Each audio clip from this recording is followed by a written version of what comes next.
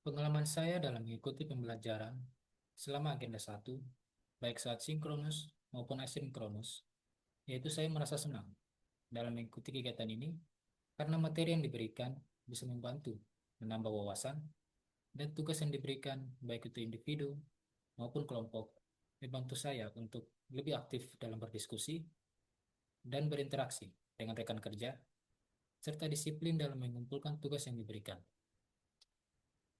Agenda satu, sikap perilaku bela negara. Yang pertama, wawasan kebangsaan dan nilai-nilai bela negara, di mana materi ini mengajarkan kita untuk meningkatkan pengetahuan dan wawasan tentang bela negara, penghormatan pada lambang negara, menjaga persatuan dan kesatuan negara, serta mengimplementasikan sistem administrasi NKRI atau SANKRI. Nilai-nilai bela negara antara lain cinta tanah air, sadar berbangsa dan bernegara, setia pada Pancasila, rela berkorban untuk bangsa, serta kemampuan awal bela negara.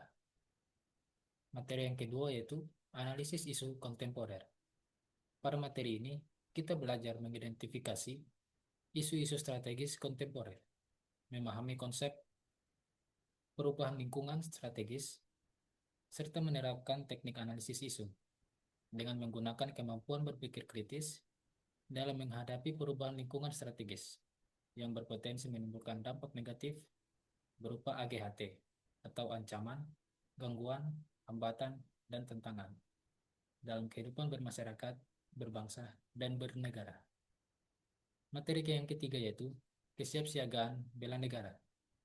Di materi ini kita belajar untuk memiliki sikap siaga secara fisik, mental, maupun sosial dalam menghadapi situasi kerja, serta ikhlas dan rela berkorban yang dilandasi oleh kecintaan terhadap NKRI berdasarkan Pancasila dan UUD 1945. Beberapa kendala yang saya hadapi selama kegiatan ini yaitu jaringan internet yang terkadang tidak stabil dan tergantung oleh kondisi, seperti hujan lebat atau mati listrik secara tiba-tiba yang mengganggu proses pembelajaran online. Selain itu, kondisi lingkungan sekitar yang kurang kondusif juga bisa menghambat proses sinkronus.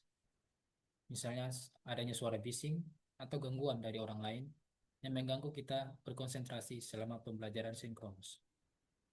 Tantangan dalam mengikuti kegiatan ini yaitu kita harus bisa membagi waktu dan disiplin dalam mengerjakan tugas yang harus langsung dikumpulkan pada hari yang sama setelah proses sinkronus dilakukan.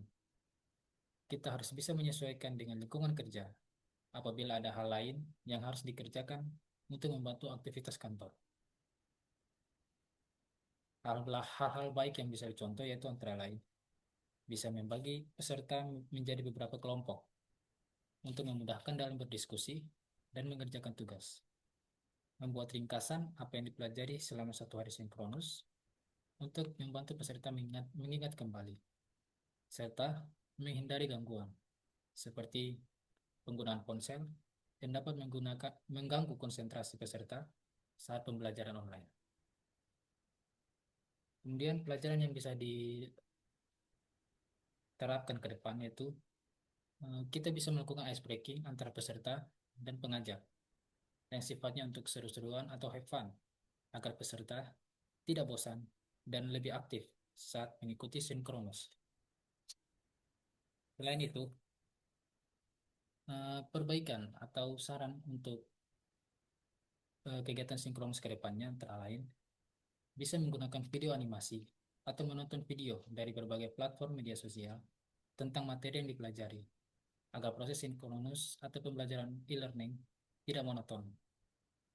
Kemudian dampak bagi peserta, itu saya sendiri, yaitu saya bisa menjadi lebih aware dan bisa mengatur waktu antara tugas atau kegiatan lain yang harus dikerjakan. Selain itu, pembelajaran sinkronus, terutama di agenda satu, bisa meningkatkan pemahaman tentang sikap perilaku bela negara dan nilai-nilai ASN yang bisa membantu saya ke depannya. Terima kasih.